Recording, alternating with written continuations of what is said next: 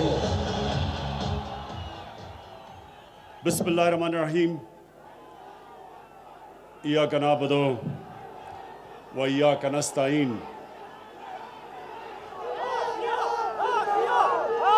جناب chief minister Pakhtunkhwa Mahmood Khan, میرے وزراء، میرے ایم پیز اور مینگورہ کے غیور عوام، میں سب سے پہلے اس شاندار استقبال کا آپ کا شکریہ ادا کرنا چاہتا ہوں. بہت بہت شکریہ.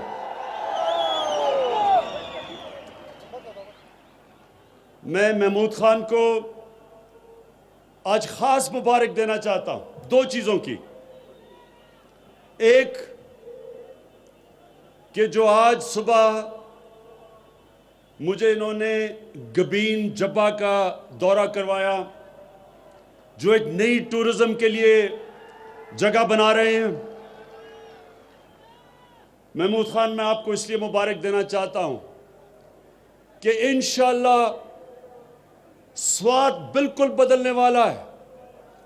ایک ایکسپریس وے کی وجہ سے، موٹر وے کی وجہ سے، اور دوسرے یہ جو ٹورزم کے علاقے آپ کھول رہے ہیں یہاں، اور میں اللہ سے دعا کرتا ہوں انشاءاللہ اس قسم کی خوشحالی آ رہی ہے جو کبھی پہلے سوات میں نہیں آئی. ٹورزم، میرے نوجوانوں ایک بات سن لیں کہ ٹورزم ایک ایسا شعبہ ہے جس میں اتنا زیادہ پوٹینشل ہے، یعنی وہ اتنا تیزی سے بڑھ سکتا ہے. کوئی ایسی چیز اتنے تھوڑے وقت پہ اتنی زیادہ خوشحالی نہیں پاکستان میں لا سکتی جو ٹورزم ہے. اور ٹورزم کے لیے اب جو پختونخوا کی حکومت نے جو مجھے نئی جگہیں بتائی ہیں، تو ایک تو پختونخوا اور سوات کے لیے بہت اچھا ہے، لیکن دوسرا پاکستان کے لیے اچھا ہے کہ باہر سے پیسہ آئے گا.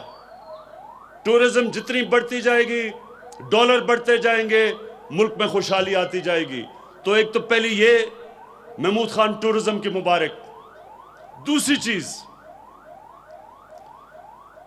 جو آپ نے پہلا صوبہ پاکستان میں جو آپ نے فیصلہ کیا کہ آپ نے اپنے سارے شہریوں کو ہیلتھ کارڈ دینا ہے، یہ محمود خان آپ نے اللہ کا کام کیا ہے. اللہ آپ سے خوش ہوگا.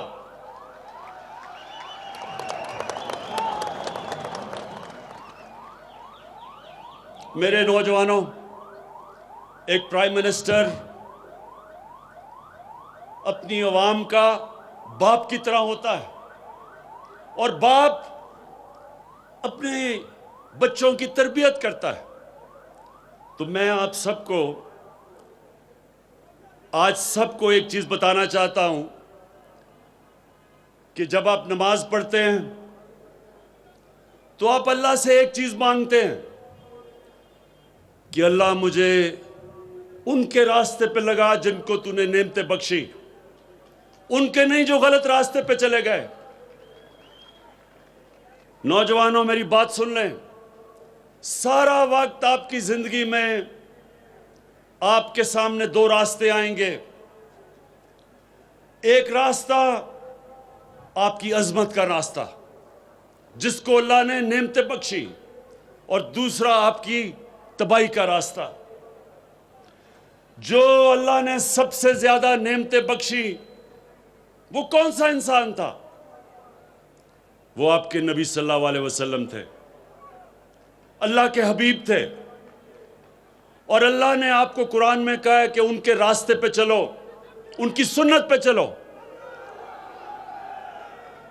اللہ کا حکم ہے کہ ان کی سنت پہ چلو. تو ان کی سنت، ایک تو ان کا کردار تھا، دنیا کے سب سے عظیم لیڈر تھے وہ نہ کبھی ایسا لیڈر آ سکتا ہے، نہ کبھی آئے گا، نہ کبھی ایسا عظیم انسان آ سکتا ہے، نہ آئے گا، نہ پہلے کبھی آیا ہے۔ اور دوسری ان کی سنت مدینہ کی ریاست تھی، اور مدینہ کی ریاست میں دو چیزیں تھیں۔ سب سے پہلے انسانیت کا نظام تھا، اور دوسرا قانون کی بالادستی تھی، قانون کے سامنے سب ایک برابر تھے۔ اور وہ مدینہ کی ریاست کی وجہ سے، اس ماڈل سے مسلمانوں نے کئی صدیوں تک دنیا کی امامت کی۔ تو آج ہم جو پاکستان بنا رہے ہیں وہ مدینہ کے ریاست کے اصولوں پہ، سب سے پہلا اصول انسانیت کا، اور جو محمود خان آپ نے فیصلہ کیا کہ سارے پختونخوا کے لوگوں کو آپ ہیلتھ کارڈ دیں گے، ہیلتھ انشورنس دیں گے، یعنی 10 لاکھ روپیہ ایک خاندان کے پاس ہوگا، کسی بھی ہسپتال میں اپنا علاج کروانا چاہے 10 لاکھ روپے تک کروا سکے گا۔ یہ اتنی بڑی نعمت ہے نوجوانوں، یہ اتنی بڑی نعمت ہے۔ ایک غریب گھر میں بیماری ہوتی ہے اور اس غریب گھر میں پیسہ نہیں ہوتا علاج کروانے کا، سوچیں اس گھر پہ کیا گزرتی ہے۔ وہ بیچارے قرضے لیتے ہیں، گھر مقروض ہو جاتا ہے، اپنے قریبی بچوں کو، ماں باپ کے علاج کرواتے کرواتے گھر قرضوں میں چل جاتا ہے۔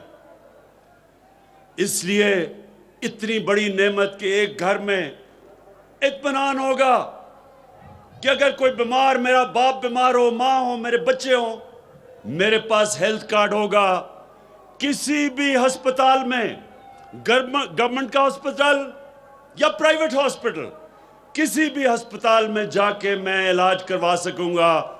مبارک دیتا ہوں میں آپ کو، محمود خان اور پختونخوا کے لوگوں کو۔ اور اس کے ساتھ ساتھ انشاءاللہ جو اور ہم چیزیں کر رہے ہیں، جو نیا پاکستان ہاؤسنگ، یہ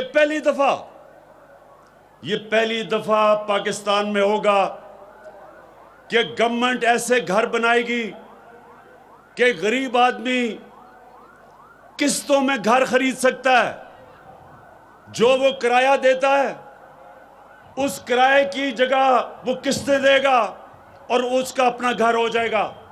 سب سے زیادہ ضرورت ایک انسان کو اپنے گھر کی ہوتی ہے، اپنی چھت کی ہوتی ہے، اور عام آدمی کے پاس پیسہ نہیں ہوتا کہ اپنا گھر بنا سکے۔ اس لیے یہ جو دوسری چیز ہم کرنے جا رہے ہیں، یہ بھی انشاءاللہ پاکستان میں پہلی دفعہ ہوگی۔ دیر ہمیں اس لیے لگی کہ جو قانون تھا، ایک فور کلوجر لا قانون تھا، وہ عدالتوں میں 2 سال سے تھا۔ اللہ کا شکر ہے کہ وہ قانون وہ عدالتوں سے فیصلہ ہو گیا ہے، اور اب انشاءاللہ ہم وہ نکل جائیں گے اس سفر پہ کہ ہمارے لوگوں کو، جو غریب لوگ ہیں، جو تنخواہ دار ہیں، جو مزدور ہیں، ان کو موقع ملے گا اپنا گھر لینے کے لیے۔ اور تیسری چیز کہ پاکستان میں ہم ایک تعلیمی نظام لے کے آ رہے ہیں۔ یہ ہماری 73 سال کی تاریخ میں پہلی دفعہ ہوگا کہ یہ طبقاتی نظام، انگلش میڈیم امیر کے لیے، اردو میڈیم اور پھر دینی مدرسے، انشاءاللہ جو ایک تعلیم کا نظام لے کے آ رہے ہیں، یہ پہلی دفعہ پاکستان کی تاریخ میں ہوگا۔ موقع ملے گا غریب گھرانوں سے بچوں کو اوپر آنے کا، وہ بھی اوپر آ سکتے ہیں، وہ بھی پروفیسر بن سکتے ہیں، ٹیچر بن سکتے ہیں، ڈاکٹر بن سکتے ہیں۔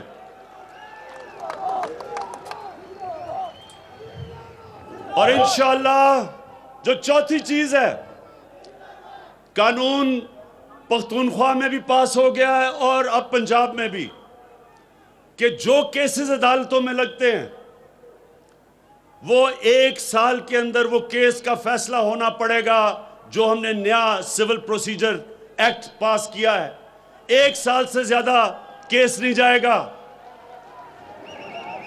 زمینوں کے کیسز 20-20 30-30 سال تک چلتے ہیں، لیکن پختونخوا میں اور پنجاب کے اندر جو قانون ہم نے پاس کر دیا ہے، انشاءاللہ 1 سال کے اندر اندر کیس ختم ہوں گے، تاکہ یہ جو زمینوں کے کیسز، ساری عدالتیں بھری ہوئی ہیں، زمینوں کے کیسز ختم نہیں ہوتے، انشاءاللہ یہ ایک بہت بڑی تبدیلی انصاف کے نظام میں آئے گی۔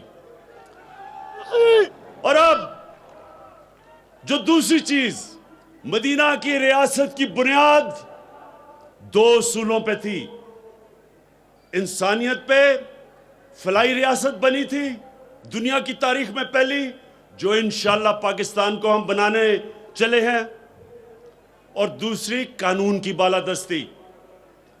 اب یہ جو ڈرامہ ہو رہا ہے، سارے پاکستان کے بڑے بڑے ڈاکو اکٹھے ہو گئے ہیں،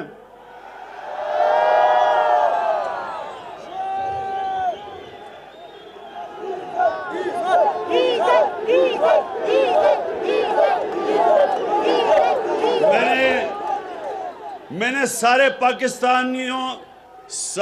پاکستان کے ڈاکوؤں کا نام لیے، ڈیزل کا نام نہیں لیا، سب اکٹھے ہو گئے ہیں۔ اچھا، اب یہ چاہ کیا رہے ہیں؟ یہ سنیں، یہ کیا چاہ رہے ہیں میرے سے؟ یہ کیا چاہ رہے ہیں؟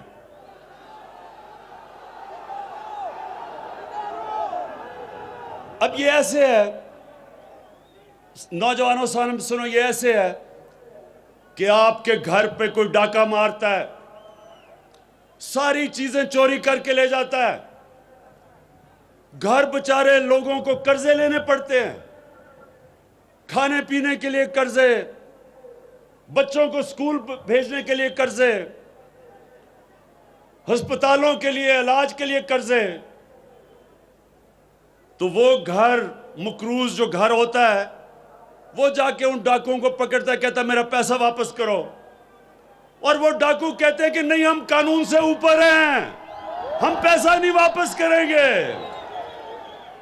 ایک لندن جا کے بیٹھ جاتا ہے، بڑی ایکٹنگ کرتا ہے کہ بڑا بیمار ہے، ہم سب کو ترس آ جاتا ہے اس کے اوپر، بیچاری عورتیں اس کی شکل دیکھ کے رونا شروع ہو جاتی ہیں، عدالتوں کو بھی ترس آ جاتا ہے کہ عمران خان اس کو باہر جانے دو۔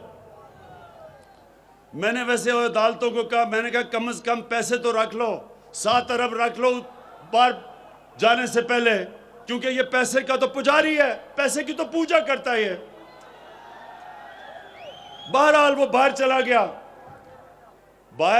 گیا، پہلے تو کوشش کی اس نے کہ کسی طرح این آر او مل جائے گا، بڑی کوشش کی اس نے، اس کی بیٹی بھی یہاں چپ، وہ بھی چپ، پوری کوشش کی این آر او مل جائے گا، لیکن وہ یہ جانتا ہے کہ Imran Khan N R O نہیں دینے لگا۔ جب اس کو یہ علم ہو گیا کہ اب جو مرضی بلیک میل کرے Imran Khan N R O نہیں دے گا، اس نے جو اب گیم شروع کی ہے باہر بیٹھ کے، میرے پاکستانیوں یہ سن لو، یہ جو اس نے گیم شروع کی ہے کہ پاکستانی فوج کو اٹیک کر رہا ہے، پاکستانی عدلیہ کو بھی اور فوج کو کیا کہہ رہا ہے کہ اپنا آرمی چیف اور ISI چیف کو بدلو، یعنی کہ فوج کو کہہ رہا ہے کہ بغاوت کرو، اپنا پیسہ بچانے کے لیے لندن میں بیٹھ کے فوج کو کہہ رہا ہے کہ بغاوت کرو آرمی چیف کے خلاف۔ اس سے زیادہ بڑا ملک کا دشمن کون ہو سکتا ہے؟ یہاں اس کی بیٹی، وہ بھی وہی بات کر رہی ہے، لیکن اس کے بیٹے یہاں آ کے نہیں کر رہے، کیونکہ اگر بیٹے کرتے تو وہ جیلوں میں ہونا تھا۔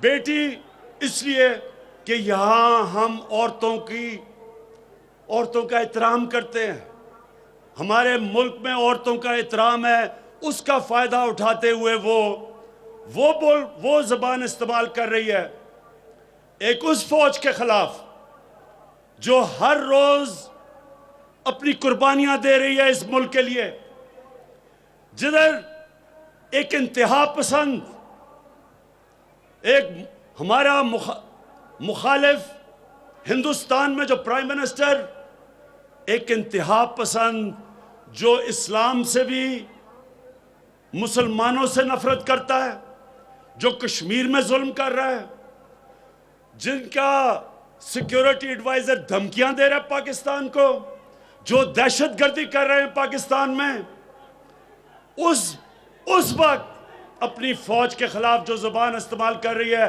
میں آپ کو یقین دلاتا ہوں کہ کوئی اور ملک ہوتا آج اس کو جیل میں ڈالتے، لیکن یہاں عورتوں کا ہم احترام کرتے ہیں، اس لیے وہ اس کو اجازت ہے کہ کھل کے بات کرے، لیکن وہ نواز شریف گیدڑوں کی طرح باہر بیٹھ کے بول رہا ہے،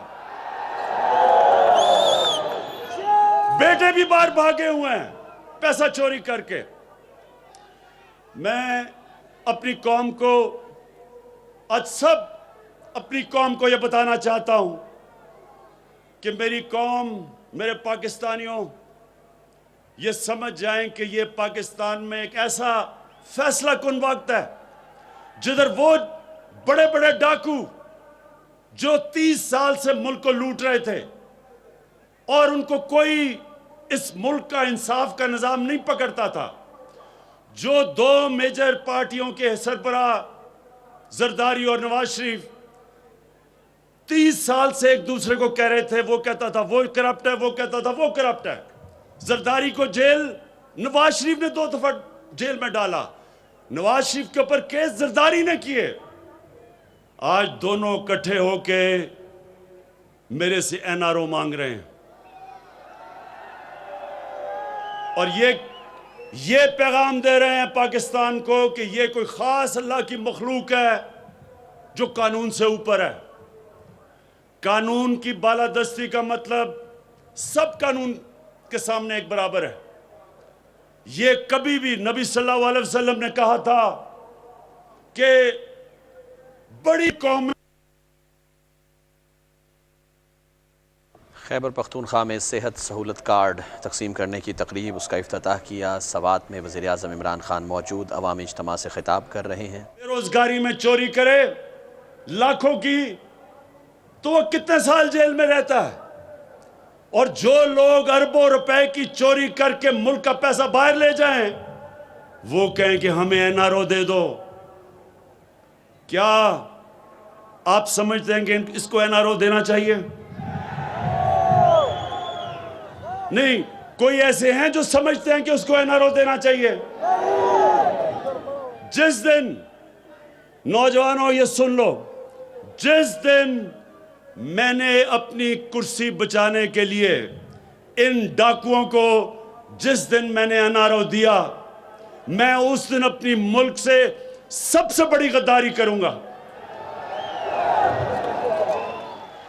جنرل مشرف نے اس ملک کو، ان دونوں کو، شریف کو اور زرداری کو NRO دے کے سب سے بڑا ظلم کیا پاکستان سے، کیونکہ جب وہ NRO دیا گیا اس کے بعد ان دونوں نے 10 سالوں میں پاکستان کا قرضہ 4 گنا زیادہ بڑھایا۔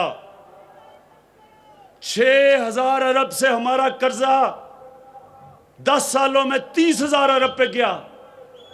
60 سال میں ہمارا قرضہ 6,000 ارب تھا، اس NRO کی وجہ سے ہمارا قرضہ 30,000 ارب پہ گیا، جو آج ہمیں بوجھ اٹھانا پڑ رہا ہے ان کی چوری کا۔